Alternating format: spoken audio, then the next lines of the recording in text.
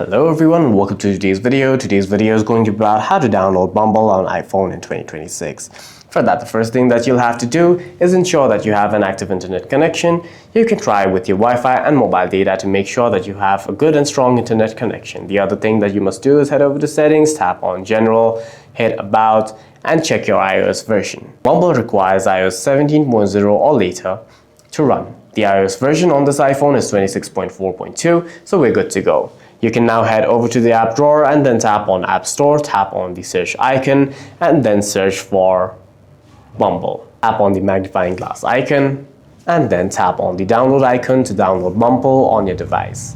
Make sure that you're signed in to your Apple ID on the App Store, or else App Store will ask you to log in using your Apple ID, in which case you'll have to enter your credentials and verify that it is you before trying to download any app.